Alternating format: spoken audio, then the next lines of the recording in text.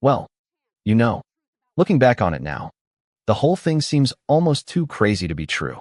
But if you'd been standing on that dock with me that morning, heck, if you'd ever tangled with a homeowners association, or had a run-in with someone who thinks their little slice of power lets them do whatever they want you to know. Sometimes the wildest stories are the ones that really happen. That morning started out the way most do, in a marina town quiet. A little fog hanging over the water. Gulls squawking as the sun started to poke up over the horizon. I'd walked down to the end of the dock, coffee in hand, thinking maybe I'd get a little piece out on the water before work. My boat, a 32-foot sailboat named Sarah's Grace, the last thing I had connecting me to my late wife, was waiting for me at slip 18, rocking gently against the ropes. And then I heard her, Cordelia Blackthorne.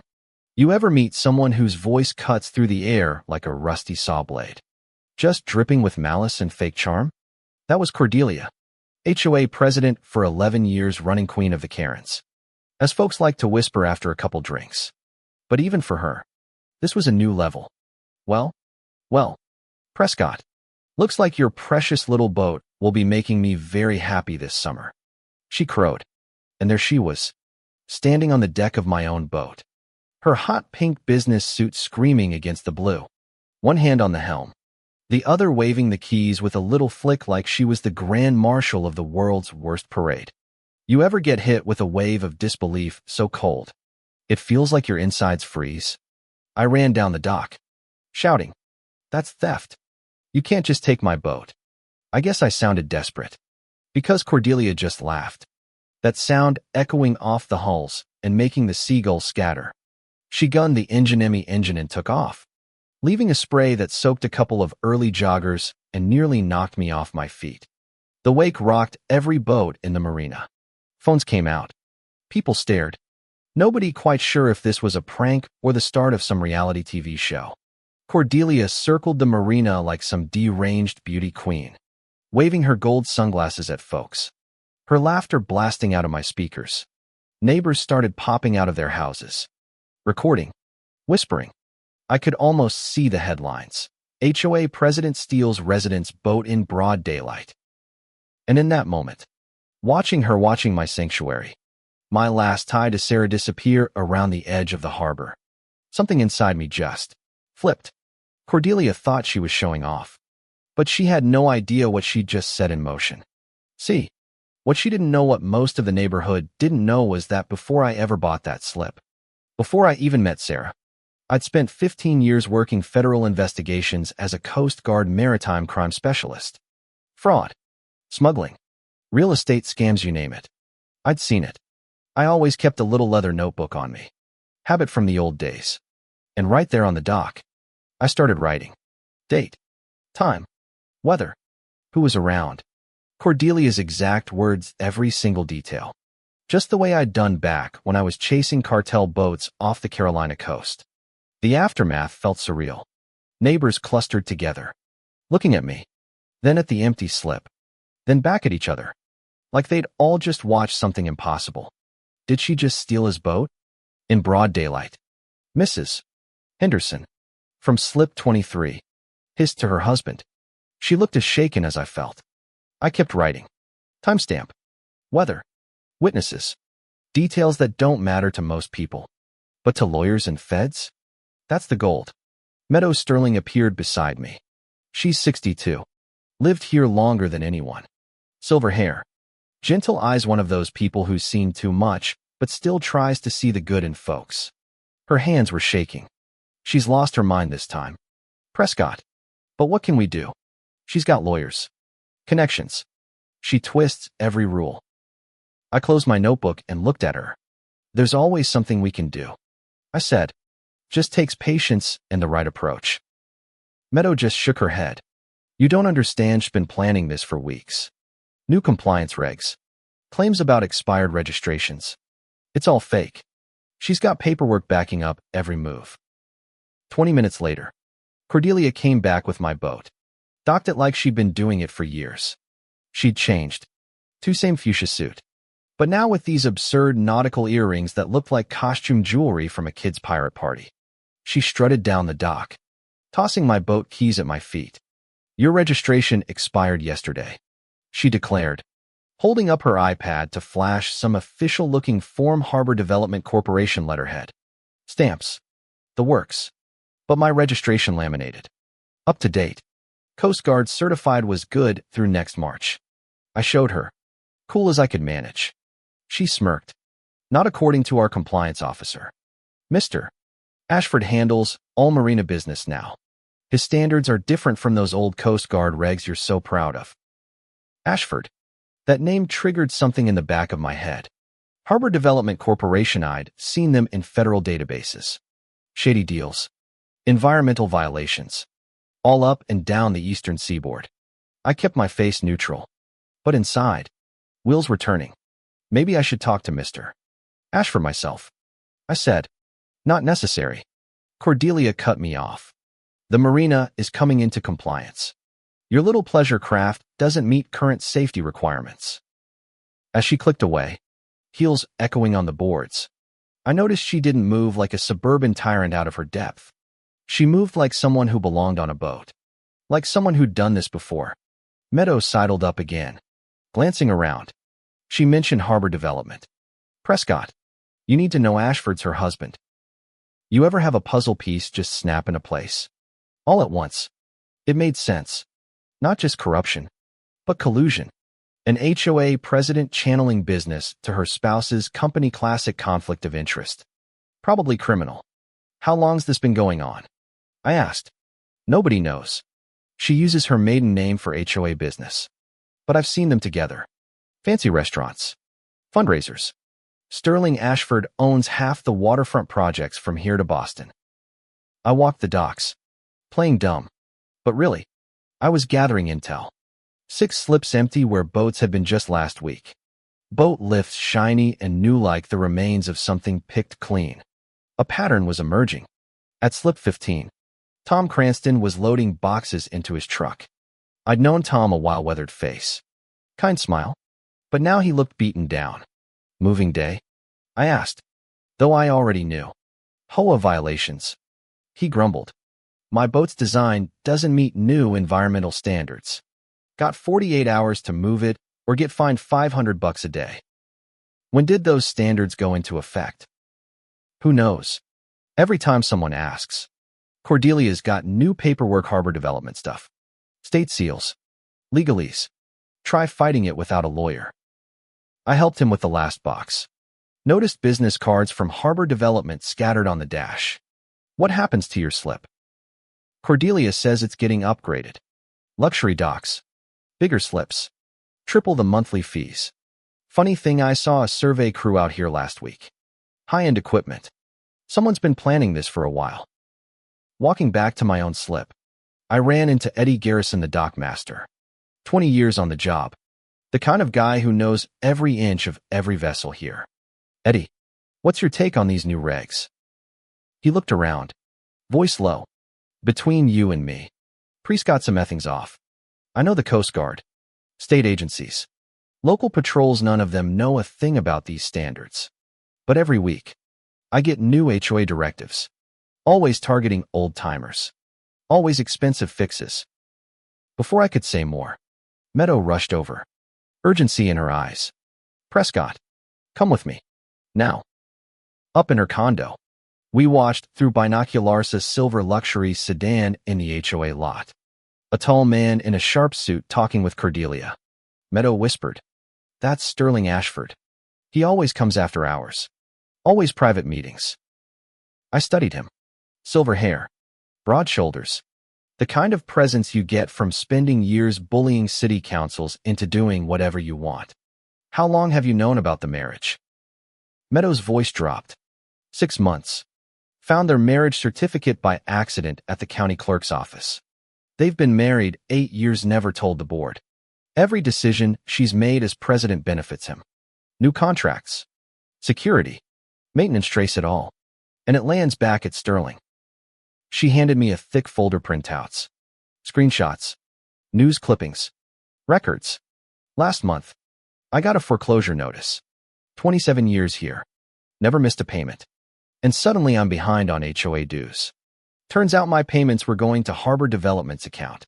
They're redirecting payments, then hitting people with fees. Lawyers. Foreclosure. 12 families, she said. Forced out that year. Same trick. Every time. Just then, my phone buzzed a text from an unknown number. New marina regulations. Report to HOA by 5 p.m. for compliance review or face penalties. Signed Harbor Development. They're escalating, I told Meadow, showing her the message. Whatever their timeline was, it just sped up. So, at exactly 5 o'clock, I walked into the HOA office, heart pounding, but trying to look calmly, to find Cordelia waiting for me with her so-called marine enforcement team. 2 guys behind her. Official-looking uniforms. Badges. Clipboards. If you didn't know better, you might think they were the real deal. But little things gave them away. Mismatched shirts and pants. Badges with numbers that didn't fit any known federal format. Gear that looked fancy but didn't actually do anything. Mr. Thorne, Cordelia said, reading off a script like she was on some bad TV show. Your vessel has been determined to be in violation of federal maritime safety standards. You have 24 hours to comply or remove it from marina property. I raised my eyebrows. Which federal standards? Exactly. One of the fake officers flipped his clipboard. Hull design specs under Maritime Environmental Protection Act Section 47B. Engine Emissions Coastal Water Quality Initiative Chapter 12. Safety Equipment. Federal Boat Safety Regs. Article 9. Now, you have to understand, I wrote some of those federal regulations. None of those citations were real. But to a regular boat owner, that official-sounding nonsense would be terrifying. I'd like to see the specific documentation for these requirements. I said, cool and steady. Cordelia stepped in, waving her iPad. That won't be necessary. Harbor Development Corporation has been named Local Compliance Authority by the State Marine Management Board. Mr. Ashford's expertise supersedes individual interpretation of federal regs. Just then, Sterling Ashford himself came out from the back. He looked every bit the kingpin-tailored suit. Firm handshake. Smile that didn't quite reach his eyes. Mr. Thorne, he said, smooth as butter. I understand there's been some confusion about the new standards. We're simply transforming the community into a premier destination. The old ways cheap boat storage. Neglectful maintenance just aren't sustainable anymore. Insurance, environment, safety, all evolved.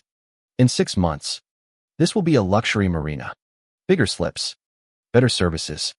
A true destination for serious boaters, not weekend hobbyists.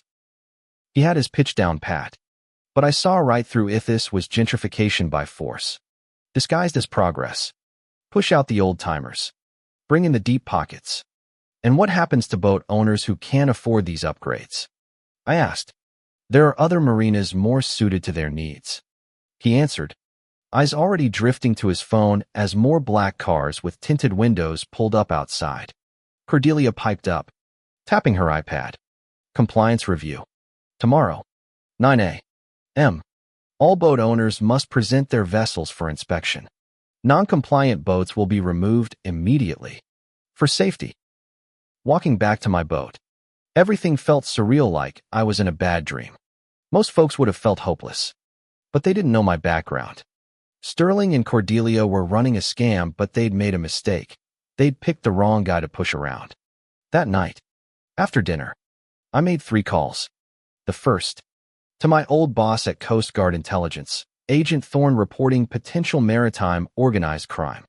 Large-scale fraud involving fake regulations, forged documents, systematic property seizure through manufactured violations. Harbor Development Corporation. CEO, Sterling Ashford. Estimated property values, $50 million. I'm on the ground, positioned for surveillance, requesting federal task force support. He didn't even hesitate. How deep are you? Primary target just stole my personal vessel. I have full access and community cooperation. Strong pattern multi-state coordination. Political connections. Requesting covert operation clearance.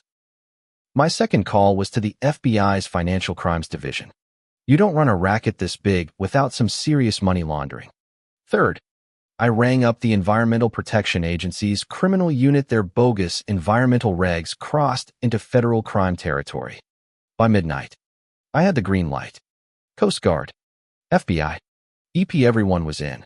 The next morning, a mist hung over the marina, making everything feel hushed and tense. Folks were already out on their docks, scrubbing hulls, polishing chrome, hoping to dodge whatever Cordelia and her minions were going to throw at them. Meadow met me at my slip, waving a fat manila envelope. I couldn't sleep, she said, eyes tired but determined. I dug up everything on Harbor Development, Ashford, and the properties they've touched in the last 5 years. They're not just targeting us, they've done this up and down the coast.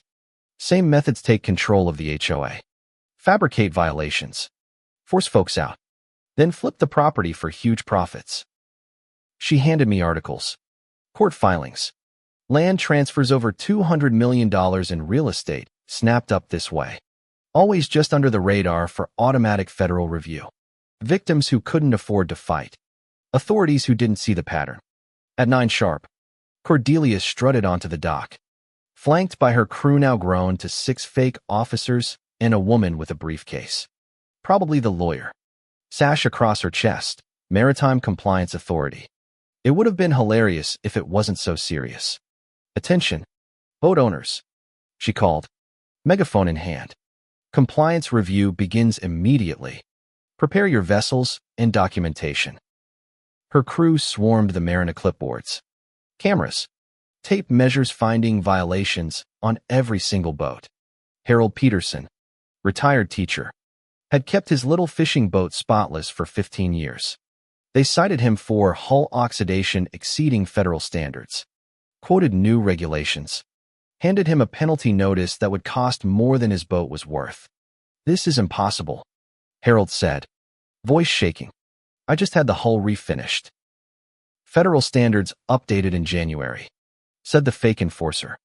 Consult Harbor Development's compliance consultants for the specs. Evaluation fee, $800. It was a racket.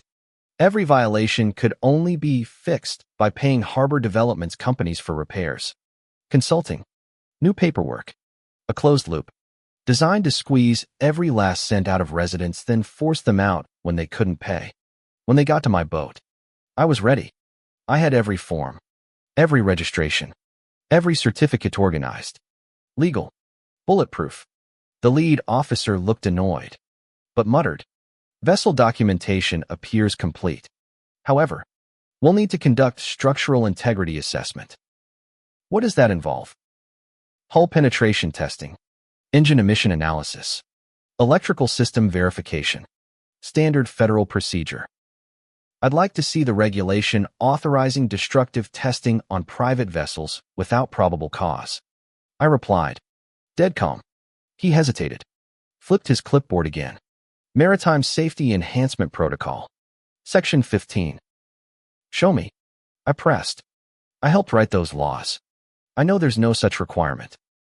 Cordelia and Sterling showed up, faces tight. Mr. Thorne, she snapped. You're interfering with federal inspections. I'm not interfering. I'm requesting to see the law that authorizes your procedures. As a boat owner, I have the right to understand the basis for inspection. Sterling's smile faltered. Harbor Development has state-level authority that incorporates all relevant federal guidelines. I'll contact those agencies myself, I said, pulling out my phone. Sterling and Cordelia both paled as I dialed the Coast Guard Regional Compliance Office on speaker. This is Agent Thorne, requesting verification of new maritime compliance regulations. Harbor Development Corporation. For a split second, time froze. Sterling's jaw clenched. Cordelia's knuckles went white on her iPad. Behind me, the fake officers began backing away from my slip. Agent Thorne, Sterling repeated, barely above a whisper. Coast Guard Intelligence Division, I replied, flipping my badge. Cordelia opened her mouth to protest, then closed it again, realizing anything she said now could be used as evidence. I think this inspection is complete, Sterling managed, voice trembling. We'll be moving on now. Actually, I said, I think this inspection is just beginning. and it's about to get a whole lot more thorough than you planned. If you're still listening up to this point, you're about to see karma in action. Sometimes the system is slow, but it's always smarter than folks think. Leave a sailboat emoji in the comments if you're rooting for the good guys. Within hours, Coast Guard patrol boats appeared in the harbor. Agents fanned out, taking statements from everyone documenting the pattern of fake violations, fraudulent fees, and bullying. Meadow stepped up, telling everything she knew about the hidden marriage, the fake payments, the foreclosures. Harold and the others became witnesses. The fake enforcers vanished, leaving only their fake paperwork. But Sterling and Cordelia weren't done yet. If anything, seeing the feds spooked them into moving faster. That evening, Meadow called, her voice tight with worry. They're holding an emergency HOA board meeting. Closed session. No residents. And there are moving trucks at 3 properties on Harborview. They're evicting people, trying to seize as many homes as possible before the feds can stop them. She'd overheard Cordelia on the phone, talking about Phase 2 offshore accounts, a boat waiting in international waters. Suddenly, I saw the bigger picture. This wasn't just a local scam. Sterling and Cordelia were getting ready to run, and run big. I made another round of urgent calls. If they made it to that yacht, millions in stolen money would vanish offshore, maybe with me as a hostage or worse. But they didn't know just how close federal eyes were watching.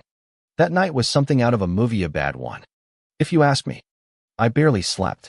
Just kept pacing the floor, running scenarios in my head. Outside, the marina was quiet, but I knew things were boiling under the surface. Sterling and Cordelia were desperate, and desperate people make mistakes.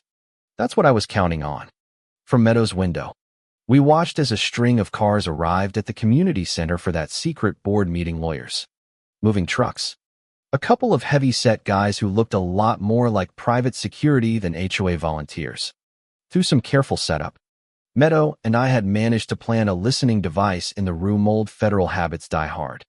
You know, it was surreal, listening to their voices float through the static. Sterling sounded tense. Not that oily smooth salesman from before. Phase 1 is complete ahead of schedule. 12 properties secured. Marina transition in progress. We need to accelerate Phase 2 before federal interference escalates. Cordelia, for the first time, sounded scared. What about the federal agent? She whispered. Contained. Sterling said. By tomorrow night, we'll be beyond the reach of domestic prosecution. The Cayman accounts are active. Transportation standing by. So that was the plan, to strip the place, grab every dollar, and run for international waters. But the scariest part? This wasn't the only place they were working their scam. Sterling rattled off updates: property closings in North Carolina, transfers in Virginia Beach. If they finished here, they'd have snagged over $300 million in assets. That's not small-town shenanigans. That's organized crime. The moment their meeting wrapped up, I was on the phone with the federal task force. This time, no more waiting. Multi-state investigation. High alert. Cross-agency cooperation. Coast Guard. FBI. DOJ. Every letter in the soup. Funny thing about crooks like Sterling, they always underestimate the quiet folks. They never imagine the guy fixing his dock rope is on the phone with half the federal alphabet. They think if they act confident enough, nobody'll dare push back. But this time, the net was closing. And fast. The very next morning, I found Cordelia waiting on my dock. Her fuchsia suit as bright as ever. But all the old smugness was gone. Now, she looked like someone trying hard to sell you a timeshare she knows is about to sink into the ocean. Mr. Thorne, she said, with a shaky smile. I believe we may have gotten off on the wrong foot yesterday. Perhaps we can reach some kind of accommodation? I almost laughed. What kind of accommodation? Well, Sterling and I have discussed it. Your boat is obviously in perfect shape. You've been very cooperative with compliance. We'd like to offer you a premium slip in the new marina, at no extra cost. It was a bribe, plain and simple. They thought they could buy me off, or at least get me to back down, so they could finish their heist and disappear. That's generous, I said, trying to keep my face neutral. but I'd like to discuss the details with Mr. Ashford directly. She hesitated. He's quite busy. Nevertheless, I'd prefer to speak to him in person. Maybe this afternoon? She forced another smile. I'll see what I can do. That afternoon, I met Sterling in his temporary officia fancy trailer with leather chairs and more technology than some banks. He poured a glass of whiskey, which I declined. Agent Thorne, he started, that phony warmth back in his voice. I think there's been some confusion. Harbor Development operates in full compliance with all relevant regulations. Which ones? Exactly. I pressed. He reeled off a list: state statutes, federal guidelines, local ordinances, all smoke and mirrors. No substance. He was a master at talking in circles. Finally, he slid a contract across the table, thick paper. Expensive ink. We're expanding our compliance division. Your background would be invaluable. The salary is more than double your federal rate, plus profit sharing. A job offer. That's what crooks do when they're desperate. They try to bring you inside, make you complicit. That way, you can't turn on them. I'm not interested, I said. His mask slipped for a second. Then he regrouped. That's unfortunate. I was hoping we could work together. Perhaps I could show you the full scope of our vision, maybe a cruise this evening? Less formal, more open. I knew what this was. He wanted to get me alone on the water. Maybe to persuade me. Maybe for something worse. But I agreed. Sure, I said. Let's see what you've got planned. That night, with Federal Tech's help, I installed surveillance gear on the boat, recorders, trackers, everything. If Sterling and Cordelia wanted to use my boat for their escape, they'd be bringing federal eyes along for the ride. We set off just as the sun was setting, painting the harbor gold. Sterling wore fancy sailing gear. Cordelia ditched the pink for a nautical blouse. But her nerves were showing. Sterling started his pitch blueprints, projections, all the reasons the new marina would uplift the community. I let him talk, recording every word. Cordelia, meanwhile, was on her phone, murmuring in code. Phase 2 is active.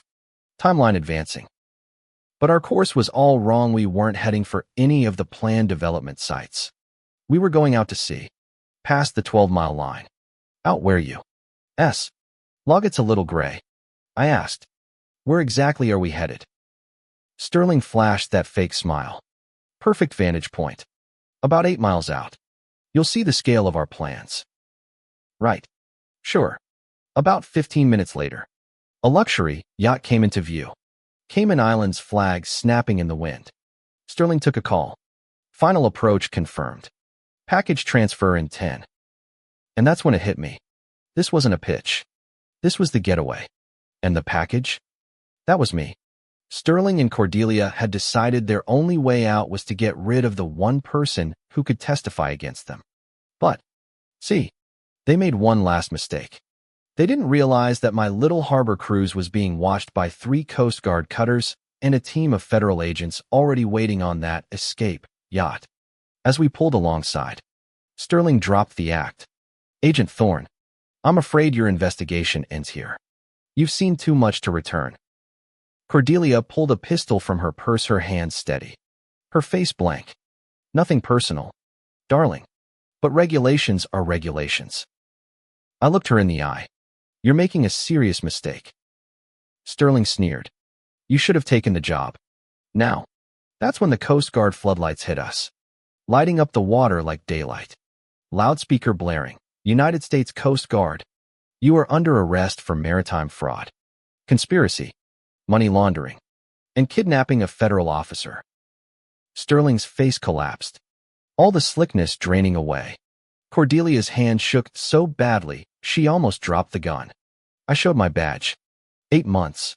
Sterling, we've been recording everything. Every transaction. Every lie. Every time you tried to bully a family out of their home. Federal agents boarded both boats. Sterling and Cordelia went into cuffs. The snap of steel echoing across the water. Cordelia sobbed. Sterling just stared into the dark. Defeated. But it wasn't just them. The feds raided every office Harbor Development owned 6 states in one night. Fake officers. Dirty lawyers. Complicit politicians all swept up. The web Sterling and Cordelia built unraveled overnight. Back at the marina, word spread fast. People hugged in the street. Some crying. Some just staring at the sunrise. Like they couldn't believe it was really over. Meadow hugged me, whispering, "We're free." But it wasn't just about us. The feds found evidence of fraud in properties up and down the East Coast. Even in the Caribbean. This little scam in our marina was just one branch of a poison tree. It's funny. You spend so long fighting, digging for the truth, getting lost in paperwork, late-night calls, trying to connect dots nobody else can even see, then one day it's over.